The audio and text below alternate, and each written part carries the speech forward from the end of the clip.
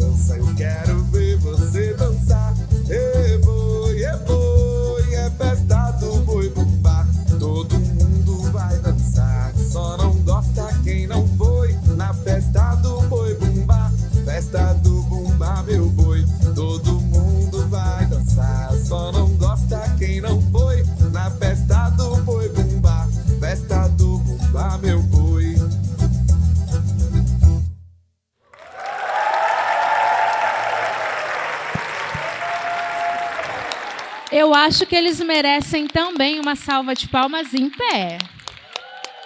Viva a educação infantil, pessoal! É por eles que estamos aqui, né?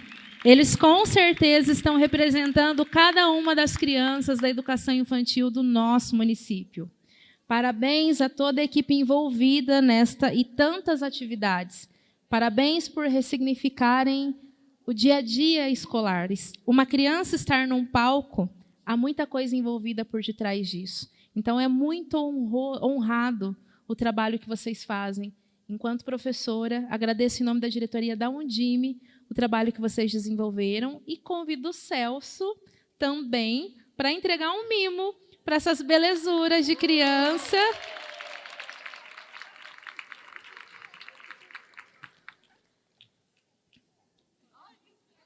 E que todas as crianças da EMEB, professora Rossalba Petronini Salomão, sejam imensamente felizes.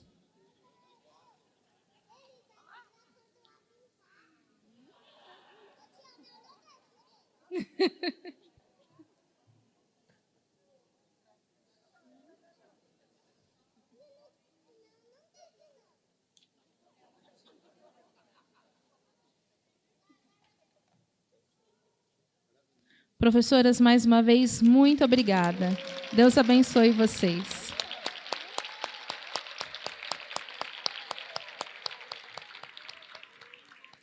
Eu não falei que esse seminário estava repleto de coisa especial?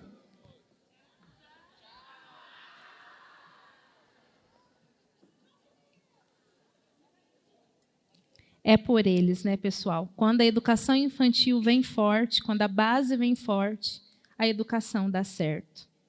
E é justamente para falar um pouquinho mais sobre o nosso compromisso com a educação infantil, para falar um pouquinho mais sobre o nosso compromisso com essa base que precisa vir forte, que a gente vai dar início a uma mesa extremamente relevante na tarde de hoje. Essa mesa ela vai ter como tema gestão, currículo e avaliação. Gestão, currículo e avaliação como formas de promover a equidade e a qualidade na educação infantil. E, de forma muito especial, eu aproveito esse momento para agradecer cada um dos colaboradores que, direto ou indiretamente, contribuíram e estão contribuindo para que o nosso seminário de educação infantil seja inesquecível. Eu acho que sucesso é pouco. Quando é inesquecível é porque nos transformou, né? E as coisas especiais, ou melhor, as coisas mais importantes, duram o tempo necessário para serem inesquecível. E é isso que a gente deseja para vocês nesse seminário, que ele seja inesquecível. E para ser inesquecível tem que ser marcante. Se é para ser marcante, então, existe um dirigente municipal de educação lá de uma cidade chamado Porto Feliz. Quem é que conhece Porto Feliz? Eu conhecia Porto Ferreira. Porto Feliz eu não conhecia, não. Eu passei a conhecer Porto Feliz quando eu entrei na Undime e conheci o nosso querido Celso, pessoa com a qual nós vamos receber com uma calorosa salva de palmas.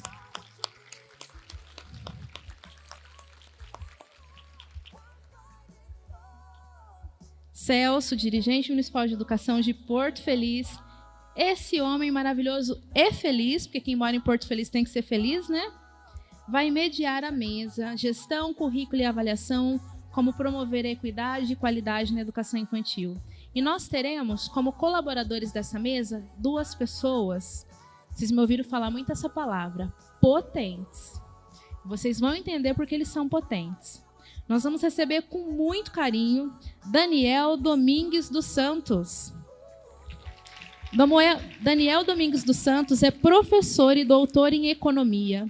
Participa de conselhos de diversas organizações como EduLab, Instituto Ayrton Senna, Laboratório de Inovação em Políticas Públicas Educacionais, Instituto Ânima e Rede Ciência pela Educação.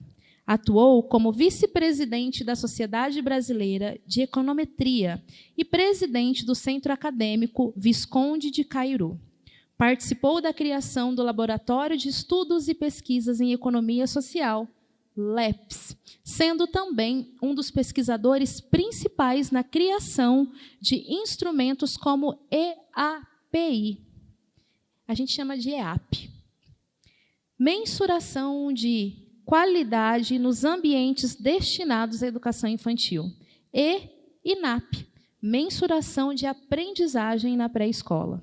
Além disso, Daniel liderou o Estudo Nacional de Qualidade dos Ambientes de Aprendizagem na Educação Infantil em 2022.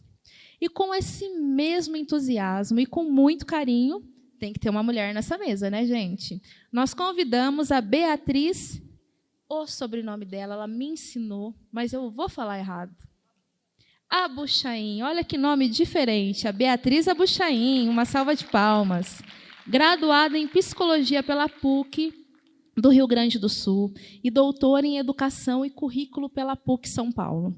Foi bolsista do programa de doutorado da Comissão Fulbright e CAPES, com estágio nos Estados Unidos da América, na University de North Carolina. Trabalha há mais de 20 anos com as temáticas de educação e primeira infância, tendo ocupado posições como pesquisadora da Fundação Carlos Chagas, professora no Centro Universitário Faculdades Metropolitanas Unidas e diretora de projetos na Fundação Bracel. Atualmente, Beatriz, carinhosamente chamada de Bia, é gerente de políticas públicas na Fundação Maria Cecília Souto Vidigal. Quem aqui não conhece a Fundação Maria Cecília Souto Vidigal? Mais uma grande referência no tema de primeira infância no nosso país. Então, com muita alegria, agora vamos aprender um pouquinho com vocês. Sejam muito bem-vindos. Boa tarde a todos. Eu diria que é um misto, né, de alegria, de carinho, de amor, quando a gente fala de educação infantil, da primeira infância. E quando tem esse repertório que nós estamos vivenciando desde a tarde de ontem, quanta riqueza, quanta profundidade, quanto olhar para aqueles pequenos que hoje aqui nos encantaram, né? E aí a gente esquece todas as dificuldades, os desafios. Como havia uma dirigente que falou, eu tenho vontade de desistir. Quando tiver vontade de desistir, visite uma creche, visite uma pré-escola. O encantamento nasce e você fala, vamos juntos. É possível sim. A educação pública tem qualidade e tem sucesso. E graças à nossa dedicação e ao nosso profissionalismo. Garantir a todas as crianças, especialmente as mais vulneráveis, acesso à educação de qualidade, respeito às suas diversidades e individualidades e necessidades únicas, corrigindo desequilíbrios sociais, promovendo oportunidades justas, onde todos podem aprender e ter sucesso. Essa é a nossa temática de hoje. E para isso nós temos aqui duas pessoas que acho que dispensam maiores comentários, pessoas renomadas que fazem um estudo e um aprofundamento sobre essa questão da equidade. O tema daria mais um seminário, gestão, currículo e avaliação. E onde nós, dirigentes municipais, nos encaixamos. E eu trago uma reflexão da palestra da manhã. Nós estamos cuidando daqueles que mais precisam?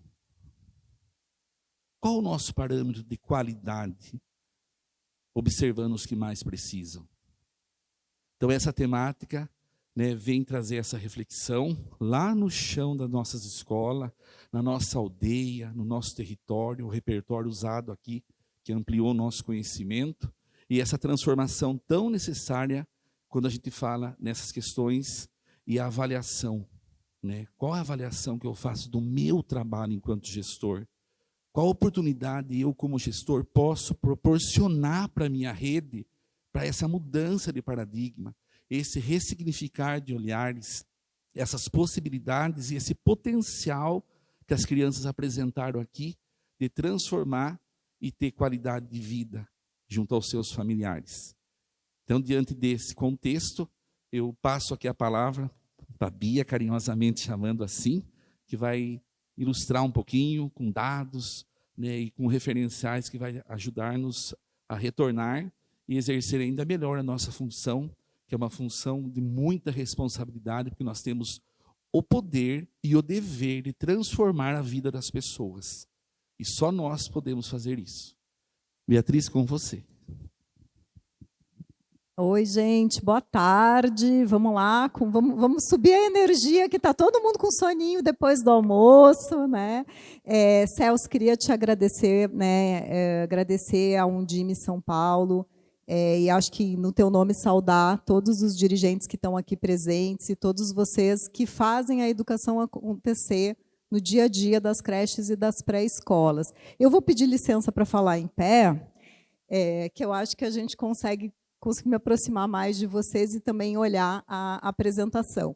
Bom, o tema dessa mesa ele é bem desafiador e eu vou tentar passar por todas essas temáticas e tentar aprofundar alguma delas. Vamos ver aonde que a gente vai chegar. Eu acho que primeiro, rapidamente, contar para vocês um pouco da que instituição que é essa, né? A Fundação Maria Cecília Souto Vidigal.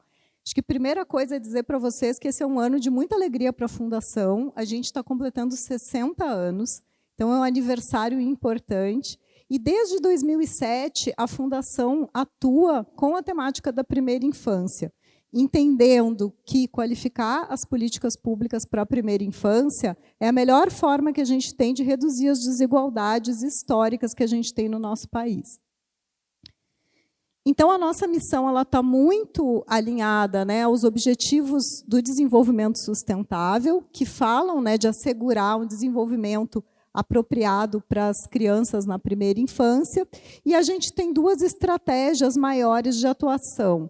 Uma de qualificação das políticas públicas, de alavancar essas políticas públicas que a gente tem para a primeira infância. E aí a gente não está falando só de educação infantil, a gente está falando de outras áreas também, como saúde e assistência social, e também de sensibilizar a sociedade. A gente acha que é uma notícia que todo mundo tem que saber, que esses anos são fundamentais e que a forma que a gente educa e cuida dos nossos bebês e das nossas crianças pequenas faz muita diferença para todo o desenvolvimento humano.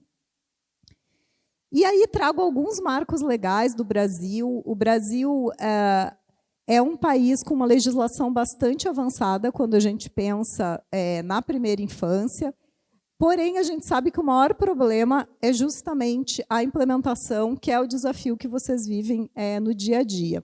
Queria destacar daqui a Política Nacional Integrada para a Primeira Infância, né, foi assinado no mês passado, no mês de agosto, mês da primeira infância, o decreto presidencial que instituiu essa política. E essa política ela traz uma evidência para a primeira infância muito importante, tanto no sentido da gente alcançar metas nas setoriais, quanto também da gente pensar um atendimento realmente integrado para a primeira infância, que não olha essa criança de maneira fragmentada. E pensando no nosso cenário da primeira infância no Brasil, segundo o nosso censo populacional, a gente tem hoje 18 milhões de crianças nessa faixa etária, e esse dado que eu vou falar agora é um dado que me toca muito e que eu acho que tem que tocar todo mundo, né? 55% dessas crianças estão em famílias de baixa renda, ou seja, mais da metade das nossas crianças vivem em situação de vulnerabilidade e de pobreza no Brasil. E se a gente olha, né, para essas crianças de famílias de baixa renda, a gente vai ver que 73% dessas famílias são de mães solos e de maioria negra. Então, eu acho que são questões que, quando a gente olha para as desigualdades, a gente tem que colocar uma lupa nelas. Né? Quem são essas crianças que o país não está atendendo como deveria, né? Está deixando aí ao longo do caminho. E esse número também, eu acho que para contextualizar, né, quase 5,5 milhões de crianças em situação hoje de insegurança alimentar no Brasil. É esse desafio que está posto, gente. E a educação infantil, como uma das políticas que me parece, né, mais bem estruturadas para a primeira infância, tem uma responsabilidade muito grande em mudar esse cenário. Então, eu trago essa pergunta, é ela que vai guiar aqui a nossa conversa hoje, né? Como efetivar políticas públicas que promovam a qualidade com equidade na educação infantil? E eu vou falar para vocês de 3 caminhos e também de 3 desafios. O primeiro deles é a gente ter um acesso com equidade na creche e para todas as crianças na pré-escola. Segundo, implementação da BNCC, né? Puxa, Bia, vai falar de implementação da BNCC? A BNCC já é notícia antiga. Não é. A BNCC não chegou ainda nas nossas creches e pré-escolas, quando a gente pensa no Brasil como um todo, e a gente tem que continuar defendendo e trabalhando para essa implementação. E a implementação dos parâmetros nacionais de qualidade e equidade da educação infantil, que é uma documentação, né, uma regulamentação mais nova, eu vou falar um pouco deles para vocês. E, por último, os processos avaliativos para a tomada de decisão. E aqui eu vou fazer uma breve introdução, porque o Daniel vai mergulhar mais nesse assunto, vai contar para vocês mais sobre as questões de avaliação. Então, o acesso com equidade, a Kaili, do Todos pela Educação, que falou, né, na parte da manhã, ela já trouxe um pouco esses dados para vocês, eu não vou me deter neles.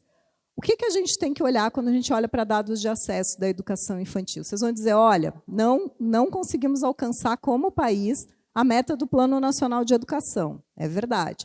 Mas a gente tem um avanço muito significativo no percentual da população atendida na educação infantil. E a gente tem que ser bastante otimista, porque se a gente olha para 10, 20, 30 anos, o Brasil fez um esforço incrível de prover uma educação infantil pública, né? Mas, além da gente colocar, né, atender toda a demanda de creche, colocar todas as crianças da pré-escola, universalizar a pré-escola no Brasil, o nosso maior desafio é a desigualdade, gente. As crianças, como a Kaili bem trouxe com os dados, né, as crianças que mais precisam são as crianças que não acessam, que tendem a não acessar a educação infantil no nosso país.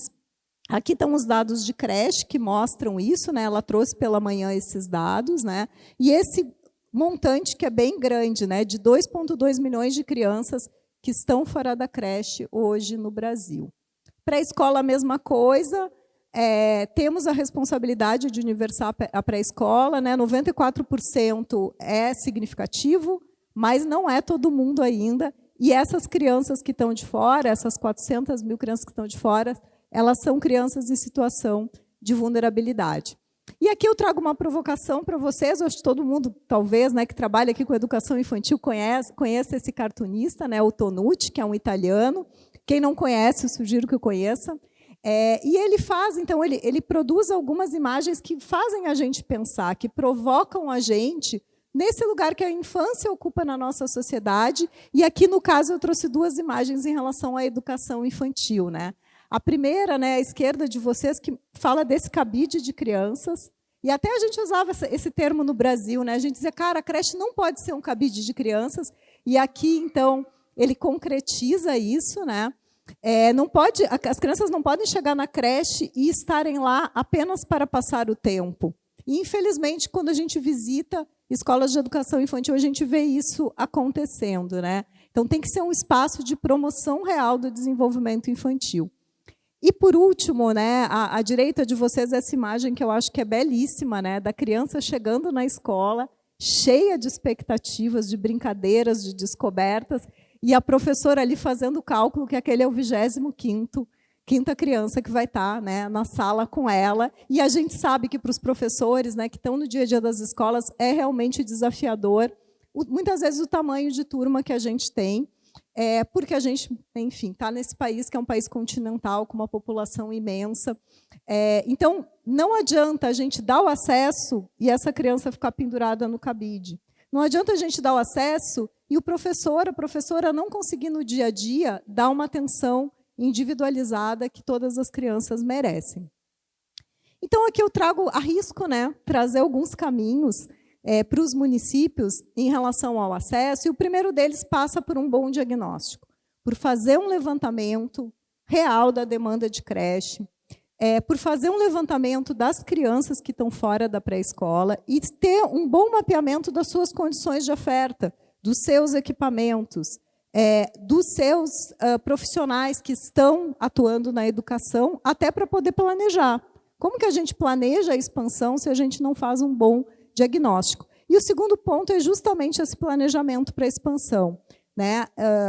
Eu acho que explorar o máximo possível as possibilidades de financiamento que essa rede pode ter, pensar nas condições da rede física, e aí não só na construção de novos prédios escolares, mas também na adaptação de prédios já existentes, e até a possibilidade gente, que a gente sabe que não é ideal, mas de turmas de educação infantil em escolas, né, que já atendam o ensino fundamental, muitas vezes a gente sabe que é a única opção que o município encontra.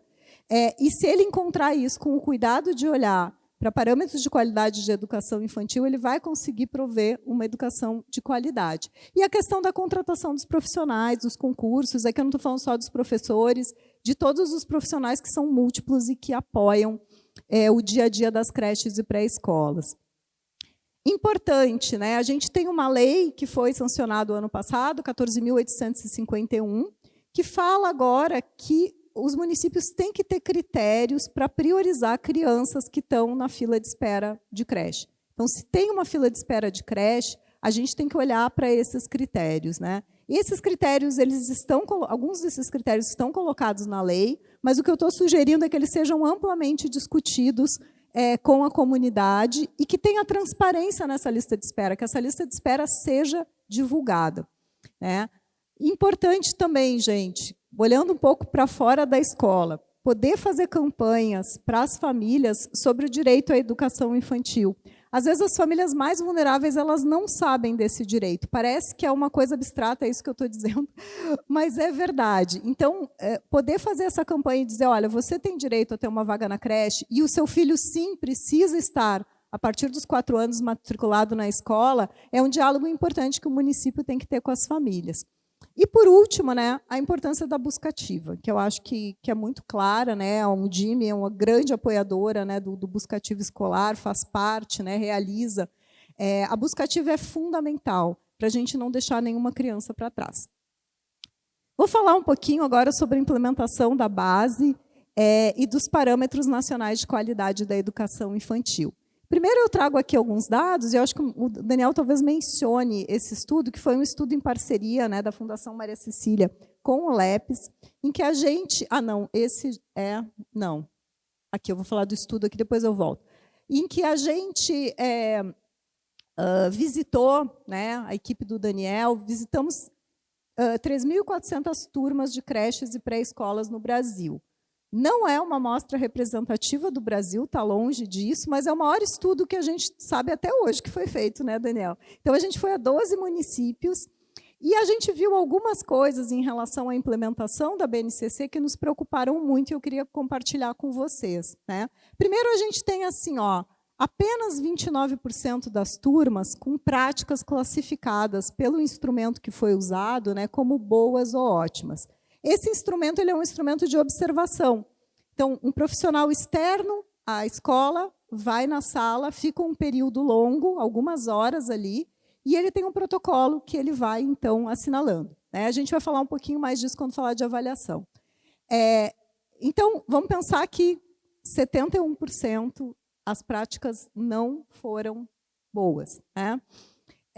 Mas eu queria chamar a atenção para o terceiro item, gente, que é um que muito me preocupa. Em 42% das salas que foram observadas, não teve, naquele momento de observação, nenhuma brincadeira livre. Não aconteceu brincadeira. Quando a gente pensa que a gente tem as nossas diretrizes curriculares nacionais para a educação infantil, que falam, né, que os eixos estruturantes do currículo são as interações e as brincadeiras, esse percentual nos dá um desespero, né? Aqui a gente está falando de uma média, né, mas uma média que está mostrando para a gente alguma coisa. Está mostrando que, para esse professor que está na sala, às vezes não chegou essa notícia de que a criança, nessa faixa etária, na primeira infância, ela vai aprender por meio das brincadeiras. E que, sim, é importante ela ter momentos autônomos que ela possa explorar, que a gente costuma chamar, né, de brincadeira livre. E aqui eu trago alguns dados do nosso censo escolar que comparam a rede municipal com a rede pública em relação à infraestrutura. Também vou chamar a atenção só de um dado, não vou ler todos esses dados para vocês. Mas, por exemplo, parquinho, que a gente sabe, gente, é super importante. As crianças não podem ficar, né, o dia inteiro numa sala, fechadas, né? Às vezes as crianças ficam 7, 8 horas na escola. Na rede municipal, né, em média no Brasil, 41% das escolas têm parquinho. E quando a gente olha para a rede privada, esse número vai para quase 83%. Então, tem um desafio. A qualidade não é só infraestrutura, tá, gente? Não adianta ter o parquinho, não adianta ter o brinquedo, não adianta ter uma sala linda, uma escola pintada, se a prática pedagógica não alcança isso. Eu vou falar um pouquinho sobre isso daqui a pouco. Mas os professores precisam ter condições dignas de trabalho, ter materiais em sala, ter uma área verde, né, poder expandir as atividades com as crianças é muito importante para a qualidade do trabalho que é oferecido. E aí, aqui eu trago, né, os parâmetros nacionais de qualidade e equidade para a educação infantil, que trazem essas dimensões, né, de gestão democrática, identidade e formação profissional, proposta pedagógica, avaliação da educação infantil, infraestruturas, edificações e materiais. Ele foi um documento que foi revisado pelo MEC, né? O ano passado ele virou uma resolução do Conselho Nacional de Educação, que é essa resolução aqui que institui essas diretrizes operacionais de qualidade e equidade. Então, agora, esse documento ele passa a ser mandatório, ou seja, todas as escolas do Brasil, públicas e privadas, têm que seguir esse documento. E, como vocês viram, as dimensões são bem amplas quando a gente fala de qualidade, né? A qualidade ela não é um conceito fácil, ela está passível da gente pensar em cada contexto o que é qualidade, mas esse documento ele tenta dizer o seguinte: olha, minimamente as redes e as escolas devem oferecer isso para as nossas crianças, né? Minimamente. Então, eu convido vocês que não conhecem, né, esse documento, eu vou falar de um curso que a gente lançou ontem com o Ministério da Educação, vou passar o link para quem quiser se inscrever, mas quem não conhece esse documento, ele realmente tem que virar uma bíblia junto com a BNCC. Aqui eu trago algumas fotos, que é sempre bom a gente olhar, pensando, né, no que são essas dimensões. Nossa, 12 ou 2? 12. Ai, que bom. Ufa. Pensando o que são essas dimensões de qualidade. Então, essa primeira questão que eu tinha falado dos ambientes, a questão da intencionalidade pedagógica, o acesso, né, ao conhecimento e à cultura, a gente tem que proporcionar isso para as crianças, as interações e diversidade e a questão dos materiais. Eu vou falar um pouquinho disso agora. Eu acho que a principal questão, né, que a gente coloca quando a gente fala que não adianta só ter o material, é que a gente está falando de uma intencionalidade pedagógica. Então, como que esse professor se coloca diante das crianças e aonde que ele quer chegar, né? E isso, gente, não é um excesso de professor. A gente não quer uma educação infantil, né? Como falo assim, adultocêntrica, não está no professor, mas está na interação do professor com essas necessidades e interesses das crianças. E nessa interação, o professor ele tem que saber aonde ele quer chegar com as crianças. Nós temos na BNCC objetivos de desenvolvimento e aprendizagem que têm que ser olhados. Eles não têm que ser olhados de forma compartimentada, né? Não é disciplinar. A Bia Ferraz aqui de manhã falou muito sobre isso, né? Não é disciplinar, não é agora matemática, agora língua portuguesa. Não é nada disso na educação infantil. A gente vai trabalhar com esse conceito curricular de campos de experiência, mas com intencionalidade, pensando aonde a gente quer chegar. E aí eu trago, né, nessa questão da intencionalidade, 2 modelos. Eu trago aqui, a fonte está errada, ele não é censo escolar, isso veio de outro slide. É uma professora, referência de uma professora portuguesa que chama Júlia Formosinho, que ela explora esses 2 conceitos, tá? Da pedagogia da transmissão e da pedagogia da participação. A gente quer a pedagogia da participação, a gente não quer a pedagogia da transmissão. Por quê? Porque a pedagogia da transmissão ela tem uma centralidade no professor e tem um foco no resultado. Então, eu quero que a criança, às vezes, não é nem aprenda, né, gente? Eu quero que a criança decore isso que eu estou falando. Então, as crianças repetem depois de mim. Então, a gente vai fazer uma atividade mecânica, né? E a pedagogia da participação, a gente tem uma centralidade maior na criança e nessa interação. Então, aqui as fotos, eu acho que elas falam por si, né? Aquela foto ali de cima, à esquerda, a gente vê as crianças, né, sentadas, todas olhando para a professora está ali explicando alguma coisa, né? E na de baixo, a gente vê esses modelos prontos que as crianças, então, têm que fazer alguma coisa, colar bolinha, pintar, enfim. E embaixo eu trouxe 2 cenas que eu acho que são bem inspiradoras, né? Aquele momento da roda de conversa, como é um momento que não é só para o professor falar, que é para o professor ouvir, que é para o professor construir ali uma narrativa junto com as crianças, né? E essa outra imagem, que é muito bacana, de uma educação infantil participativa, em que as crianças possam imaginar e possam criar. Aí, concluindo essa parte, né, que são os caminhos, então, para os municípios, né? Qualificação da formação continuada, a gente não tem dúvida disso, né? A gente está falando aqui de BNCC e de parâmetros, mas a gente tem que fazer essas notícias chegarem nas nossas escolas, né? Qualificação dos espaços e materiais, é importante a qualificação desses espaços para ofertar qualidade na educação infantil. Falei aqui do conhecimento e da disseminação dos parâmetros de qualidade, que é esse, né, novo documento, não é tão novo assim, mas talvez não tenha chegado ainda nos municípios e nas escolas, e também engajar a comunidade escolar. A comunidade escolar tem um papel fundamental, inclusive no sentido dela mesma também poder dar um feedback para a escola, dela mesma dizer o quanto que aquela escola está atendendo ou não às necessidades. Então, não tem qualidade também sem a família e a comunidade escolar. Por fim, eu vou falar rapidamente dos processos avaliativos. Eu não sei como é que eu estou de tempo. Tenho 5, tá. Algumas dimensões, então, para a gente pensar a avaliação da educação infantil, né? E aqui a gente está separando em 2 grandes blocos, né? A avaliação institucional e a avaliação das crianças. Na avaliação institucional, a gente vai olhar para os insumos. O que são os insumos? São os materiais, são os prédios, são os recursos humanos que eu tenho disponíveis, né? E os processos, então, o que de fato acontece? Quais as oportunidades que eu estou promovendo para as crianças na educação infantil, no dia a dia da educação infantil? E aqui eu trago alguns exemplos de instrumento, né? A gente tem os INDICs, que eu acho que todos vocês conhecem, né? É um documento já de 2009, que é um processo de autoavaliação institucional muito importante. É um processo que fortalece a gestão democrática, porque ele é feito com a comunidade escolar e ele leva a reflexões importantes sobre a qualidade da educação infantil. E, por outro lado, a gente tem instrumentos de avaliação externa.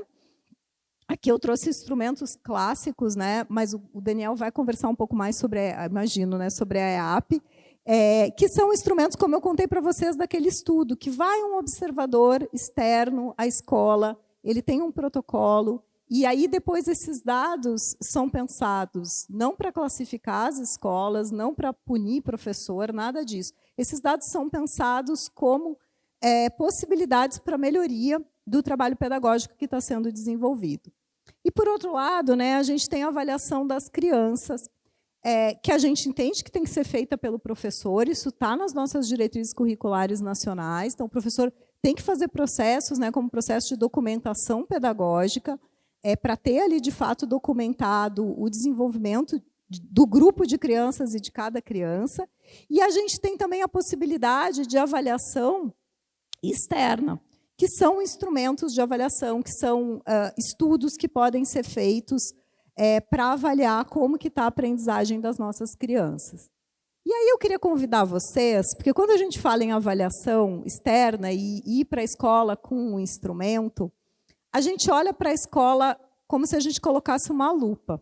E é muito interessante quando a gente faz isso com pessoas das secretarias, porque às vezes as pessoas elas não vão com esse olhar. A gente visita a escola, conversa com o diretor, né, e não enxerga. Então, eu vou convidar vocês, não tem uma imagem certa e uma errada aqui, mas vou convidar vocês para perguntar, né, como que vocês enxergam a qualidade nessas 2 imagens. E a gente não vai ter tempo aqui de muitas participações, mas eu vou falar o que me toca, né? Então, nessa imagem, né, que a menina está no escorrega, a gente vê uma área externa que tem bastante natureza, né? Então, tem uma grama, tem árvore, parece um espaço super amplo. Essa outra imagem, que bom que tem esse espaço externo, mas ele já tem uma grama sintética, a gente vai ver elementos, né, brinquedos de plástico, né, e nos parece um espaço um pouco menor. é super importante ter área externa, tá? Eu não estou condenando essa aqui. Eu estou dizendo que se a gente consegue ter elementos naturais, e eu acho que o professor Vital falou bastante disso, né, dessa conexão da criança com a natureza, isso é muito positivo para a qualidade da educação infantil. Aqui eu também adoro essas duas imagens, porque elas são um par muito poderoso. Então, a imagem da direita, gente, vocês vejam, ó, são vários brinquedinhos ali que não estão muito organizados, não parecem muito bem organizados, né? E a gente sabe que organizar também os materiais em sala é também um educador, né?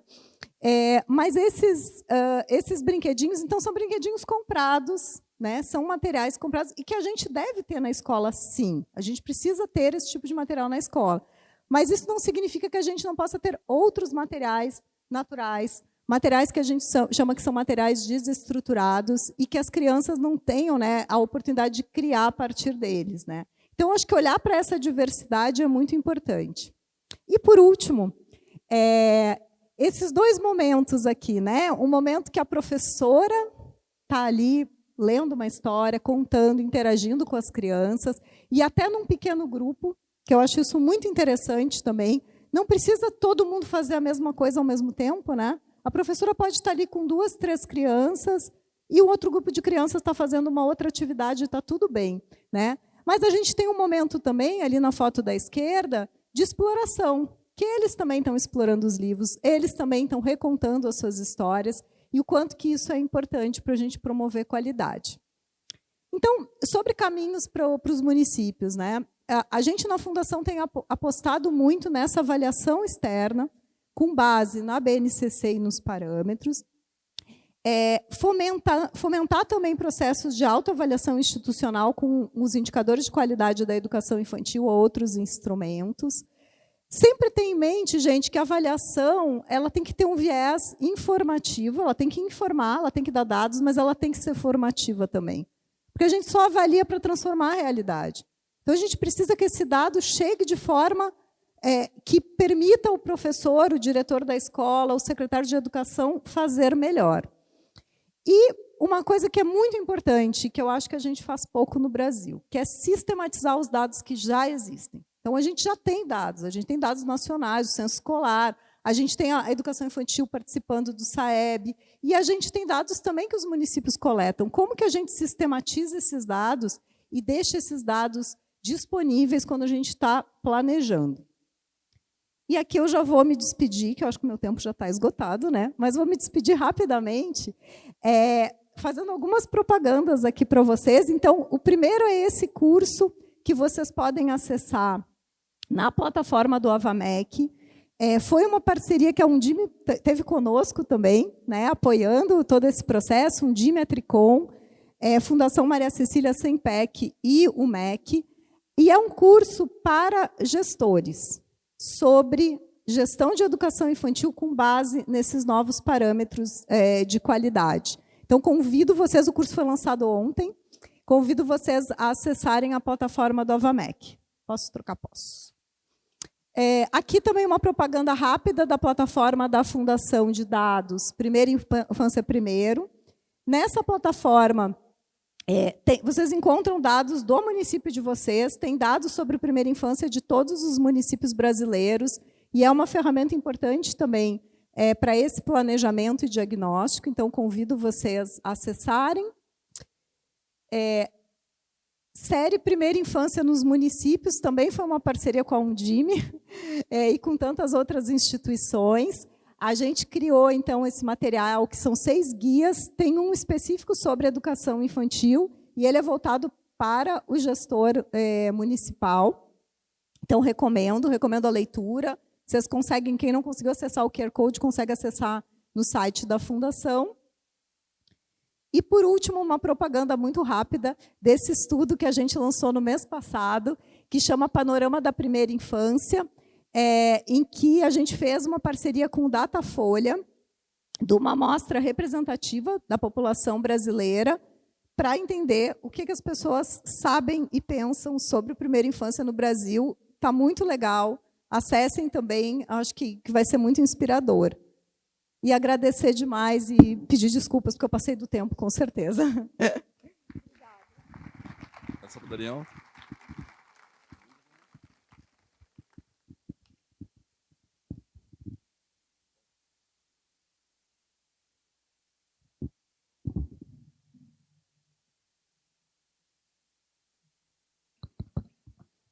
Bom, boa tarde.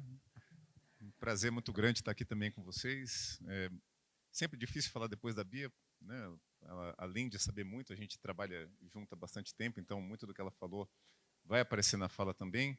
Queria agradecer ao Jimmy, na pessoa da Jéssica, do secretário Celso também, e em nome deles agradecer a todos os demais dirigentes e equipes que estão aqui. Motivo de muito orgulho para mim participar desse momento. Bom, eu sou do LEPS. O LEPS é um grupo que começou na USP em Ribeirão Preto, né? Na verdade na Faculdade de Economia. Eu sou economista de formação. O LEPS cresceu, é hoje um grupo que se dedica predominantemente à educação. Nós temos também uma pequena pauta com segurança pública, e é um grupo absolutamente interdisciplinar. A gente tem hoje cerca de 100 pesquisadores no Sudeste e no Nordeste do Brasil, né? São 4 escritórios. Enfim, depois, se vocês quiserem conhecer um pouco, vai ter ali os nossos contatos no final. Eu queria começar aqui um pouco falando de qual que é a relação entre esses 3 elementos que me foram propostos, né? Currículo, qualidade, equidade, currículo e avaliação para qualidade e equidade, né? Ou seja, currículo, avaliação e gestão para qualidade e equidade. E vou focar mais em 2 elementos, que é o currículo e a avaliação, e dizendo qual que é a relação deles com qualidade e equidade. E eu acho que a primeira coisa importante para dizer para vocês é para que serve a avaliação, como surgiu a avaliação educacional no mundo. A avaliação educacional não surgiu para punir professor, não surgiu para punir escola, não surgiu para premiar, assim, isso aí foram usos que foram sendo dados depois, não quero julgar se são bons ou ruins, mas não foi a vocação original dessa ferramenta. A avaliação surgiu para garantir direitos, né? As primeiras avaliações que surgiram foram as avaliações feitas pelo professor, como a Bia falou, muito no bojo de países, né, do chamado Novo Mundo, que eram países multiétnicos, e que, na época, os professores é que avaliavam se as crianças estavam prontas para progredir ou não para a série seguinte ou para a fase seguinte. E, como vocês podem imaginar, algumas minorias nunca progrediam, ficavam sempre para trás. E ter critérios objetivos para conseguir fazer essa avaliação foi um primeiro passo para garantir um certo tipo de direito. Depois vieram censos escolares. O do Brasil data dos anos 1930. E começou com a garantia do acesso. Não adianta nada, né, tentar falar que a educação promove desenvolvimento humano se as pessoas estiverem fora da escola. Então a gente precisava, e também ali era um outro problema de garantia de direitos.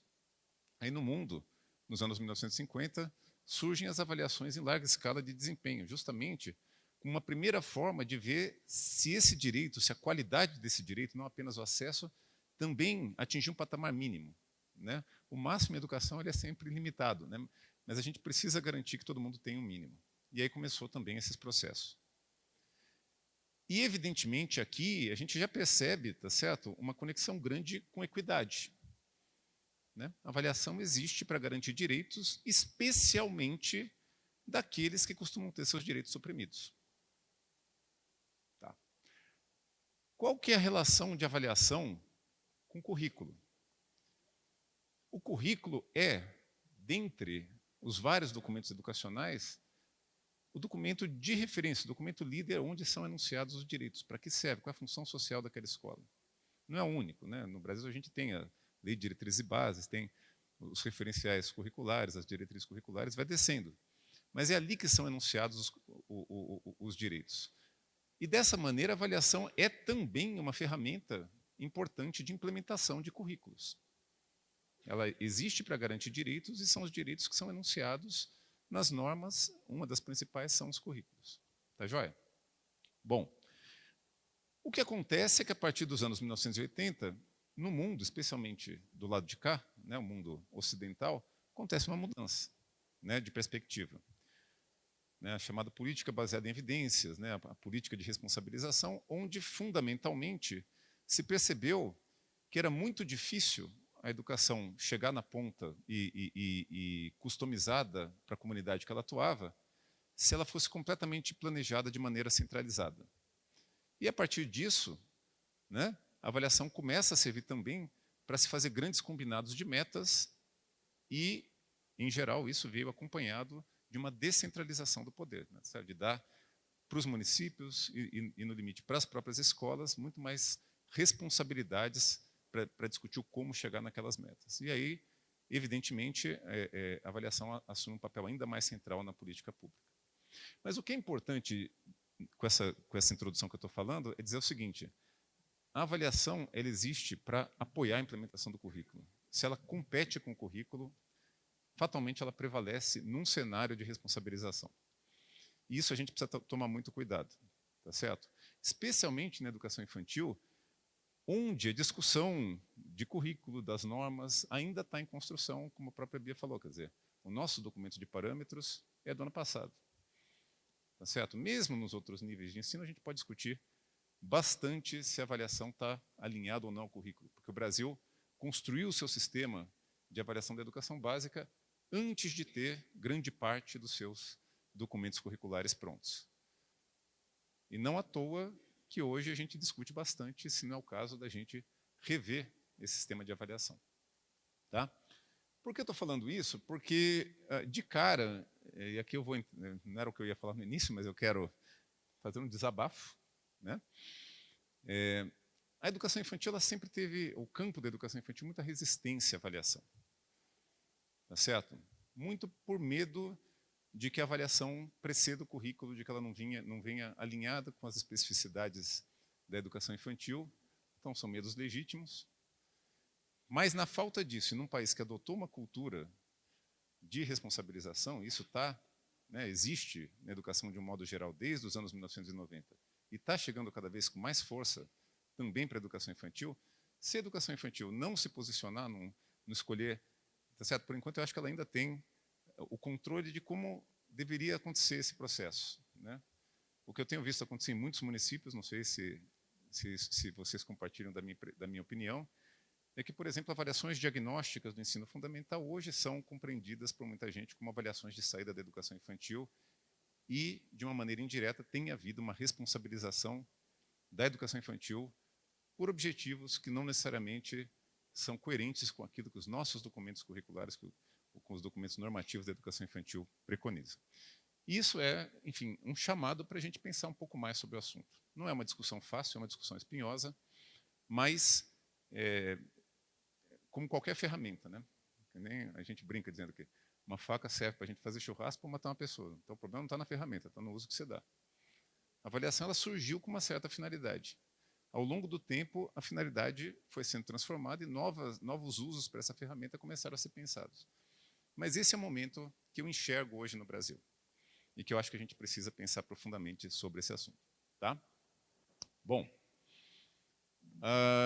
e só mais uma coisa para complicar um pouco, mas, enfim, também compartilhando com vocês algo que a gente vem pensando no grupo. O Brasil ele tem, né, não é tão incomum, né, a educação infantil ser obrigatória, para a escola ser obrigatória, bem mais incomum você ter uma meta de 50% de acesso às creches, tá certo? Mas são escolhas que a nossa sociedade fez. Só que no resto do mundo, quase sempre a obrigatoriedade veio associada com objetivos muito mais explícitos, tais como o início do ciclo de alfabetização ou coisa do tipo. No Brasil, isso não é verdade e, inclusive, também é outro grande tabu para se discutir. Mas faz parte dessa construção normativa dizer com um pouco mais de clareza aonde se quer chegar com a educação infantil. Então, eu acho assim, a gente ainda está construindo isso, acho que houve muito progresso, mas é exatamente nessa espécie de vácuo que eu acho que alguns fenômenos que podem deixar sequelas depois estão acontecendo. Tá? Então, esse é o cenário que eu vejo. Eu vou começar minha fala a partir dessa visão. Sou um defensor da avaliação, como vocês podem imaginar, né? Trabalho nessa seara há bastante tempo, mas eu acho que hoje a gente está no momento de tomar decisões mesmo. Tá? Então, vou falar de assuntos polêmicos, fiquem à vontade, obviamente, para divergir, porque eu acho que é assim que a gente cresce mesmo. Bom, e quais são esses documentos que enunciam esses direitos para nós, né? A gente tem a nossa Lei Magna, a Lei de Diretrizes e Bases, e a partir disso tivemos os referenciais curriculares, depois as diretrizes curriculares, a BNCC e, como a Bia já explorou, os recentes parâmetros nacionais de qualidade e equidade na educação infantil. Nessa construção, a gente observa um padrão, né?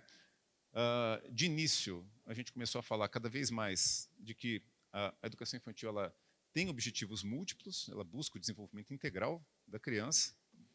A partir disso, né, os eixos estruturantes, como foi dito, né, são as interações e as brincadeiras, e num crescente, cada vez mais colocando a criança no centro do seu processo, construindo o seu presente e o seu futuro, e não aquele futuro que os adultos projetam para essas crianças. E, finalmente, vieram os parâmetros onde se busca ter indicadores um pouco mais concretos que possam ser acompanhados. Tá joia? Então, é nesse contexto que eu entendo como que a gente deveria construir uma avaliação para a educação infantil no Brasil. E hoje eu vou falar especificamente da avaliação externa, que é aquela que eu tenho trabalhado mais. Isso não é em demérito das outras, eu acho que cada uma tem o seu lugar numa rede de ensino, no sistema educacional. Tá? Mas é o ponto que eu escolhi hoje para falar. Bom, a Bia já adiantou aqui também que quando a gente fala nessa garantia de direitos, a qualidade pode ser avaliada por múltiplos prismas. É difícil da gente dizer o que é mais importante quando a gente fala de educação. Tudo é importante e tudo é interligado. Essa é outra característica que torna muito desafiador fazer política educacional. Se a gente melhora uma alavanca, mas mantém as demais constantes, muitas vezes essa aqui não funciona, porque para ela funcionar eu precisava criar uma ambiência que ela pudesse ser efetiva. Né? Da maneira como a gente tenta organizar o que pode ser avaliado, primeiro, né, a criança ela não vem do nada, ela vem do seu contexto, da sua cultura, tá certo? Então, várias características, né, que ela já traz para a escola moldam também as potencialidades que podem ser exploradas naquele ambiente educacional. Depois a gente tem os insumos, também muitas vezes chamados de condições de oferta, é tudo aquilo que já está na escola antes da criança chegar. Então, é a formação que os professores têm, são as regras que prevalecem naquele contexto, é a infraestrutura, se tem área externa, se os materiais pedagógicos são apropriados, se o mobiliário é apropriado para a altura, para o estágio de desenvolvimento da criança. Tudo isso faz parte dessas pré-condições para que, aí sim, digamos, o fenômeno educacional que está nas interações, que está nas brincadeiras, está nesses processos, tá certo? Que é quando a criança chega e interage e recebe oportunidades novas, propicia várias condições para que ela atinja o seu pleno desenvolvimento. E, finalmente, a gente também pode explorar quais são os desfechos desse processo. A criança passa por uma transformação. Que transformação é essa? Essa transformação aconteceu para todos? Quando a gente fala da avaliação de desfechos ou de resultados, o nosso interesse principal é saber se não está ficando ninguém para trás. De novo, né? Outros usos punitivos nunca foram a motivação original para se verificar isso. Mas, por exemplo, é porque existe avaliação de desfechos que a gente sabe que depois da pandemia os diferenciais de aprendizagem entre brancos e negros no 5º ano aumentou. E a gente precisa fazer alguma coisa sobre isso. As diferenças que a gente não enxerga são muito difíceis da gente conseguir atuar em cima. Tá legal? Então, vou falar primeiro de um instrumento que a gente desenvolveu em parceria com a Fundação Maria Cecília Souto Vidigal, que é a EAP, já foi mencionado aqui, Escala de Avaliação dos Contextos de Aprendizagem dedicados à primeira infância. Né? É um instrumento que herda inspirações de muitos daqueles que a Bia já apresentou, da ITERS, da ECERS, do CLES. Na verdade, no processo de construção do instrumento que precedeu a EAP, né, que foi uma iniciativa... deixa eu passar aqui, depois eu volto para lá. Então, lá em 2014, começou uma ampla iniciativa global liderada pela Unesco, pela Unicef, Banco Mundial, vários outros parceiros, que simplesmente chamaram todos os autores de instrumentos clássicos para sentar numa mesa, contar o que eles aprenderam sobre a educação infantil nesse período e tentar, a partir disso, construir uma proposta de um instrumento que pudesse aterrissar em larga escala em países em desenvolvimento como o nosso. Aqui no Brasil, a gente passou por uma profunda revisão desse instrumento, né, de observação, especialmente de observação direta do contexto, e para fazer o alinhamento com os nossos documentos, com os nossos direitos, com a base, e mais recentemente a gente agora tem trabalhado muito em mostrar o quão alinhado estão ou não estão esses instrumentos com os parâmetros nacionais de qualidade também. Aqui então vou passar rapidamente. Qualquer instrumento ele tem oculto um currículo, né? Ele é inspirado num currículo, né? A EAP não é diferente, ela é inspirada especialmente nesses 5 pilares, então uma aprendizagem baseada no brincar, oportunidades adequadas e contextualizadas de aprendizagem para todas as crianças, um professor que olhe as individualidades, que esteja de prontidão para oferecer aquele empurrãozinho, aquela pequena ajuda para a criança quando ela está prestes a dar um salto no seu processo de desenvolvimento, e um ambiente dialógico, né? Uma interação dialógica marcada por perguntas não apenas fechadas, mas também abertas, onde uma pergunta que um adulto faça não tem uma resposta prevista e, portanto, espera-se construir a partir dali uma interação também com a criança. Bom, a EAP ela é constituída principalmente por um roteiro de observação direta da sala de aula, e isso dura entre 3h30 e 4 horas, e ela vem acompanhada de uma entrevista com professores, com diretores, e também, de maneira complementar, mais recentemente, também entrevista com as famílias, onde elas podem contar para nós como é a relação delas com a escola. E está hoje disponível para a segunda etapa da creche e para a pré-escola, ou seja, para as faixas etárias entre 2 e 5 anos de idade. Aqui são as dimensões que a EAP cobre, tá certo? Hoje ela já foi aplicada em pelo menos 60 redes educacionais brasileiras, 47 pelo nosso grupo, né? Mas que a gente tem conhecimento pelo menos outras 13, e ela cobre, inclusive, esse aspecto, currículo, interações e práticas, que compreende muito desses processos, dessas interações e desse brincar que a gente preconiza. Um segundo instrumento que a gente desenvolveu, como já foi adiantado, é o INAP, né? Um instrumento de avaliação das aprendizagens na primeira infância, calibrado para avaliar as aprendizagens ao final do ciclo de educação infantil, ou seja, crianças de 5 anos de idade, mas próprio para conseguir avaliar as aprendizagens a partir dos 3 anos. Tá? E o INAP ele traz algumas inovações com relação a estratégias avaliativas tipicamente usadas na educação infantil anteriormente. Por exemplo, ele não é uma folhinha que você dá para a criança que se parece com uma prova, ela faz e vai embora. É um livro de história que você senta e conta junto com a criança, e ao longo dessa história vão aparecendo desafios, a criança se engaja, e eu prometo para vocês, quer dizer, o índice de engajamento é acima de 98% com esse livro, e dentro de uma rubrica que não tem certo e errado, não é aprendeu ou não aprendeu, mas ele tem por trás uma expectativa de um currículo em espiral. As rubricas elas investigam com que profundidade a criança se envolve com cada um desses desafios. Então não tem um acertar ou errar. Tá? Eu vou passar rapidamente, porque o tempo está curto mesmo, mas ela cobre 4 macroaprendizagens que foram construídas a partir de uma leitura criteriosa que alguns especialistas fizeram a partir da BNCC, tá certo? Para tentar resumir. Então, a BNCC tem 6 direitos de aprendizagem, 5 campos de experiência e diversos objetivos de aprendizagem. A gente sintetizou nessas 4 macroaprendizagens: expressão e comunicação, autoconhecimento, autocuidado e autonomia, imaginação, investigação, transformação e criação, empatia, autorregulação, envolvimento e cooperação. Tá? E aqui é apenas uma figura para mostrar o alinhamento com a BNCC e uma comparação com outros instrumentos bastante usados ao redor do mundo, em termos do alinhamento que ele tem.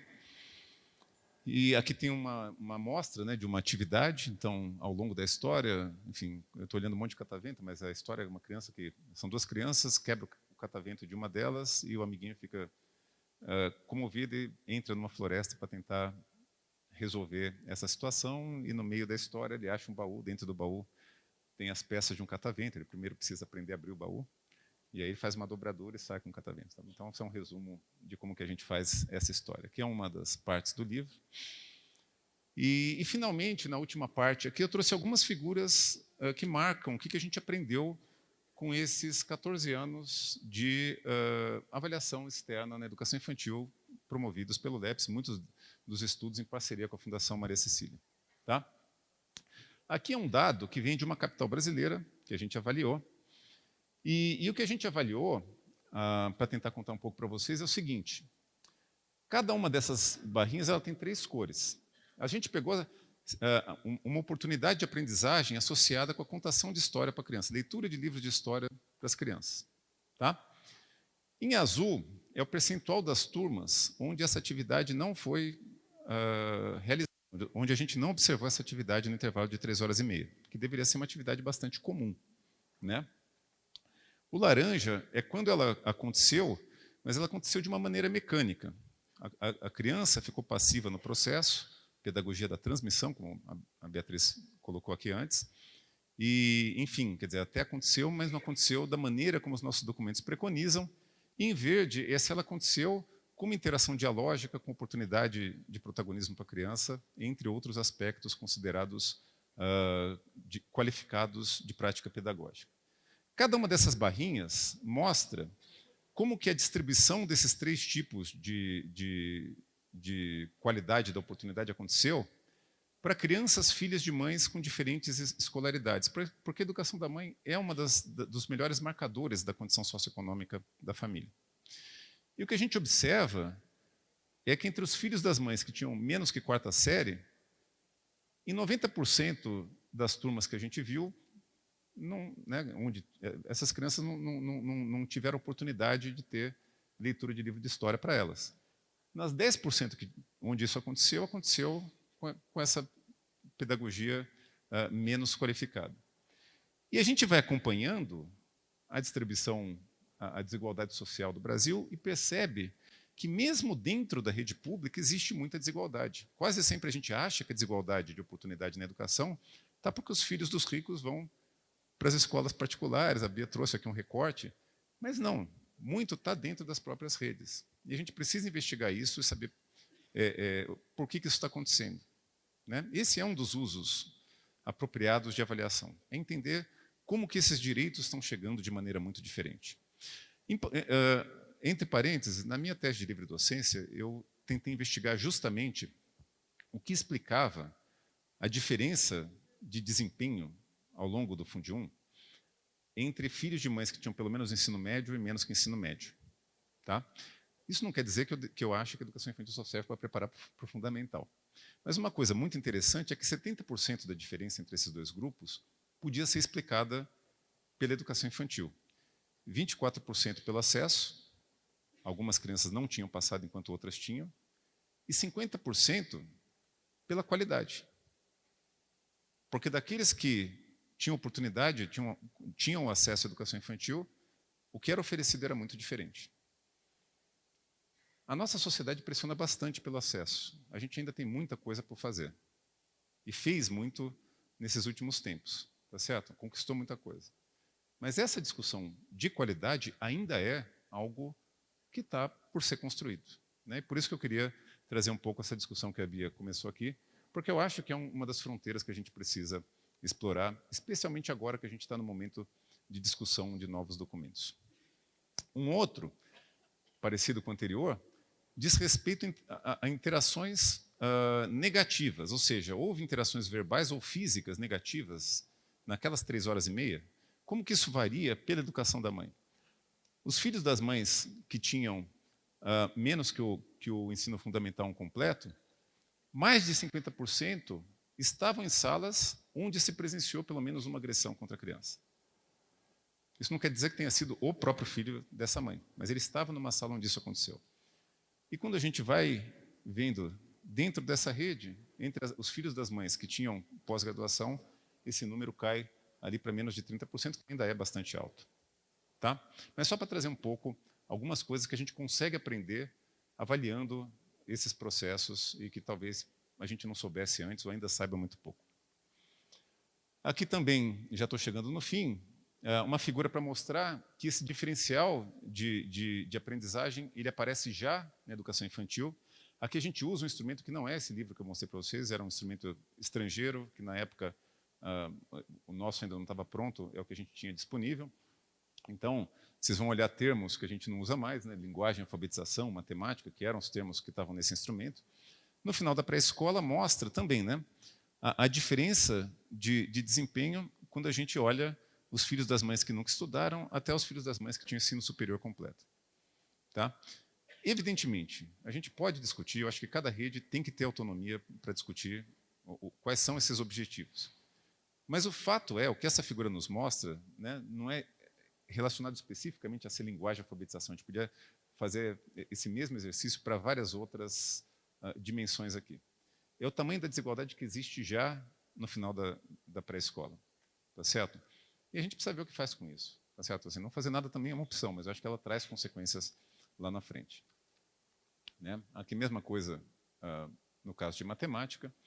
E aqui uma associação que a gente conseguiu construir nessa época entre qualidade e esse desenvolvimento medido por essas duas dimensões. Então, o que a gente tem aqui são crianças que estavam em turmas de baixa, média e alta qualidade, né?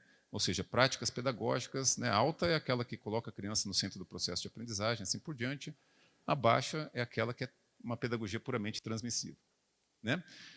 E o que a gente percebe é que, sim, né, essas oportunidades elas têm um reflexo concreto na transformação pela qual a criança passa ao longo da educação infantil.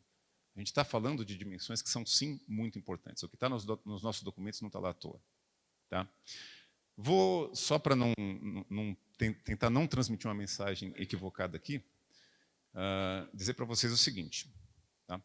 Porque eu acho que a discussão de avaliação, especialmente no contexto que eu enxergo hoje, vem muito acompanhado do debate do compromisso com a alfabetização. Os estudos têm mostrado, cada vez mais no mundo inteiro, que você não tem ganho nenhum. Ou seja, o processo de alfabetização ele tem uma parte que tem a ver com a decodificação, né, que, digamos, está mais associada com essa automatização da leitura, né, e o domínio, tá certo, da estrutura da linguagem, e um outro com compreensão e interpretação. A maioria das metodologias, ou dos países, né, dos estudos, mostram que para a língua portuguesa, que é uma língua de profundidade ortográfica mediana, em 1 ano e meio ou 2, se a criança teve contato, se ela pegou gosto, se ela foi familiarizada com o processo de leitura e de escrita, em 1 ano e meio ou 2, você dá conta de fazer o processo de decodificação completamente. E você também, um outro dado, não tem nenhum ganho em antecipar essa fase. Dizendo o que para nós com isso? Né?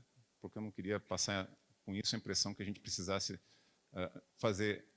trabalhar a linguagem e alfabetização já na educação infantil.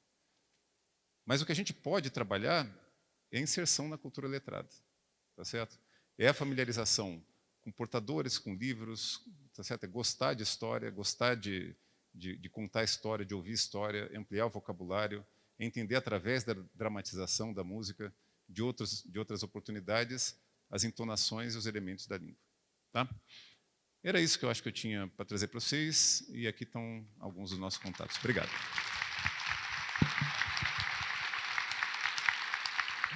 Agradecemos as ricas contribuições da Beatriz e também do Daniel. E realmente a gente fica bastante provocado a aceitar uma grande realidade. Se queremos ter uma educação com qualidade e equidade para todos, precisamos compreender a importância da avaliação dentro desse processo. Foi dito que a avaliação é base da equidade. E ela é base da equidade quando, através da avaliação, temos diagnóstico. E somente com diagnóstico podemos ter tomadas de decisões extremamente importantes. E como é importante para nós, educadores, nos depararmos com dados reais e, acima de tudo, com caminhos possíveis para os municípios. De tantas riquezas que foram trazidas nessa mesa, ter caminhos possíveis para os municípios para que a gente consiga colocar em prática efetivamente as questões que envolvam parâmetros de qualidade e equidade na educação infantil é fundamental.